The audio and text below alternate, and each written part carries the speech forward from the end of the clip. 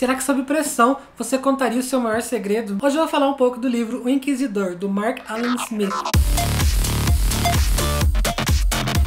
Fala galera, tudo bom com vocês? Bem-vindos a mais um vídeo do Geek Freak. E hoje eu vou discutir com vocês esse livro maravilhoso. Eu li esse livro com o Rafa lá do Bigode Literário e nós dois surtamos muito lá no Twitter. Quem acompanhou a gente nos sprints viu. A gente tava louco com esse livro porque é um livro muito bom. E quando eu terminei eu já fiquei muito ansioso pra gravar uma resenha e compartilhar com vocês esses sentimentos. Então vamos lá. O Inquisidor conta a história do Geiger e ele é um torturador profissional. Tipo, essa é a profissão dele. Só que ele é um torturador muito bom, porque ele trabalha no psicológico ao invés de trabalhar no físico da pessoa. E ele também tem um dom muito importante pro ofício dele, que é saber se as pessoas estão mentindo só pelas expressões. Ele estudou muito pra isso, então ele é um profissional mesmo. Só que ele não é um homem 100% sem coração. Ele tem algumas regras e uma delas é não interrogar crianças e velhos acima de 72 anos, porque ele acha que daí já é desumano e cruel demais. Só que logo no começo da história ele arranja um cliente e a pessoa que ele quer interrogar é uma criança. O Geiger já fala logo de começo que ele não tá interessado, que ele não faz isso. E o cliente dele fala, tudo bem, então eu vou levar no seu concorrente, né, no outro torturador profissional, porque, né, tem muitos assim na cidade. E no meio dessa bagunça toda, o Geiger descobre que esse cliente, ele tá escondendo alguma coisa. Na verdade, essa criança, ela é meio inocente. Então ele ataca esse cliente e acaba fugindo com a criança. Então o livro gira em torno disso, dessa fuga deles, e ele tentando descobrir o que esse rapaz e essa criança têm a esconder. O livro é muito bom, fantástico, eu adorei. Vou falar um pouquinho mais com detalhes pra vocês agora. Começando com o personagem principal, o Geiger. Ele se tornou um dos meus personagens favoritos porque ele é muito bem estruturado. Pra fazer o que ele faz, né, ele tem que ser uma pessoa muito fria, muito calculista, e ele realmente é. A gente percebe pelas atitudes dele que ele é muito disciplinado, e isso passa um ar meio ameaçador. Só que o Geiger também é um personagem cheio de defeitos que acabou dando uma profundidade fantástica pro personagem. Ele raramente demonstra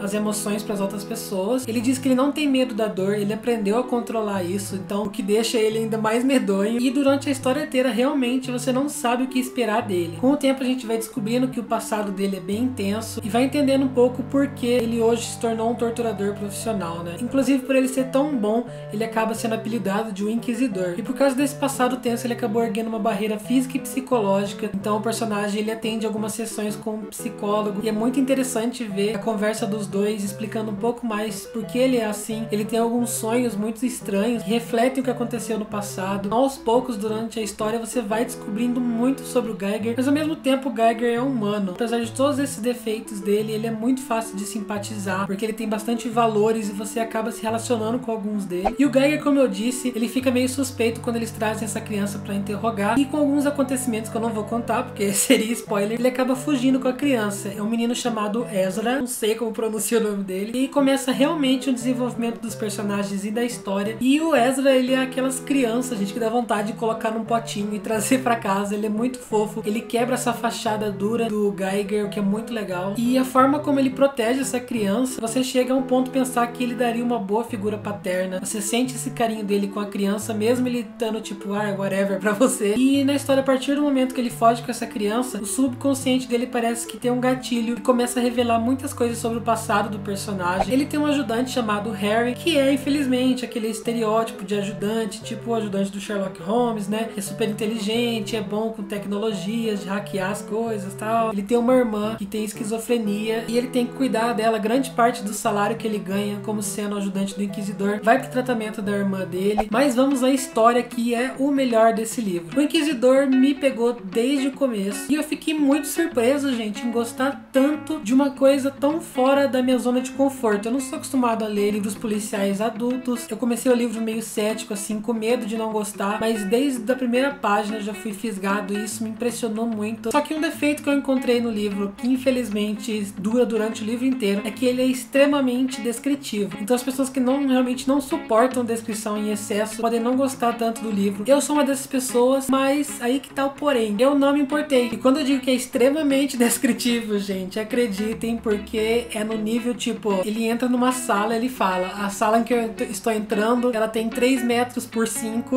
Se ele tá comendo um sanduíche, ele fala todas as camadas do sanduíche. Só que, como eu disse, a história tava tão boa e tão interessante, intrigante, que eu não me importei muito com essas descrições. De vez em quando a cena tem mais ação, parece que a fachada do autor de descrever bastante, ela cai e de repente vira uma outra pessoa escrevendo o livro. Não é tão maçante igual as cenas mais paradas. Então esse ritmo funciona muito bem pro livro, faz ele não ficar cansativo. A história desse livro, por que esse menino tá fugindo, o que as pessoas que estão perseguindo ele querem, tudo tá interligado com o pai dele, que tem alguma coisa que esses bandidos estão procurando. E eu não vou explicar em totalidade a história, vocês têm que ler, porque é uma história muito inteligente. Sério, eu fiquei de boca aberta. O livro é cheio de viradas, assim, ele tem bastante suspense, tem bastante ação também, parece realmente um livro, assim, digno de virar filme. Todas as viradas que tiveram aqui eu não imaginei acontecendo. Quando você acha que o personagem ele tá salvo ali, né, tá escondido dos bandidos, de repente eles aparecem quebrando tudo. Então ele é um livro, assim, que me fez querer chegar logo do trabalho em casa pra poder ler ele logo e ver o que acontecia na história. O final do livro, ele é surpreendente, ele é exatamente nada do que eu estava imaginando pro final. Inclusive tava chegando no final, assim, faltava umas 5 páginas pra acabar o livro, tava uma cena super de ação, de perseguição. Eu falava, mas peraí, falta 5 páginas, como que vai encerrar o livro e tudo isso aqui? E aí que aconteceu o que eu temia, que de repente houve uma conclusão, foi muito abrupto. Eu não achei o final ruim, pelo contrário, achei o final muito feroz. Só acho que ele podia ter sido estendido um pouco pra gente poder entender melhor a complexidade toda da história. Eu tô aqui, né, falando maravilhas do livro, mas ele também tem os seus defeitos. Como eu disse, o primeiro deles é essa descrição intensa que pode fazer alguns leitores desistirem do livro. O segundo é que os personagens menores, né, secundários, eles são meio tipo estereótipos, como se o autor tivesse pego assim personagens prontos e colocados na história, mas eu não me incomodei tanto com isso, simplesmente porque os principais, que é o Geiger, o Harry e o Ezra, são muito bem construídos. E a coisa que mais me desagradou foi a explicação dessa aventura toda do livro, né? As coisas só são linkadas assim no final. A gente descobre que o que os personagens estão envolvidos é uma coisa mais global, não é só algo que tá acontecendo lá na cidade. Eles têm envolvimentos com coisas em outros países e tal, mas eu tenho um certo problema com isso. Eu não gosto muito quando a explicação envolve coisas do mundo todo. Eu prefiro que seja algo mais local, porque é mais fácil de acreditar. Até tava conversando com o Rafa, a gente tava discutindo o livro enquanto lia no WhatsApp. Foi assim um dos melhores livros pra se discutir, porque ele tem bastante coisas que você vai ligando aos poucos. E quando a gente finalmente entendeu a história toda do que tava acontecendo com eles, foi assim a sensação de satisfação. Sério, gente, vão ler esse livro, é muito, muito bom. Recomendadíssimo, eu dei 4 estrelas e meia por causa desses efeitinhos que eu mencionei aqui no final, mas eu favoritei o livro. Essa foi a resenha de hoje, espero muito que vocês tenham gostado, gente. Não deixe de se inscrever aqui no canal, dar uma curtidinha e compartilhar o vídeo pros amiguinhos.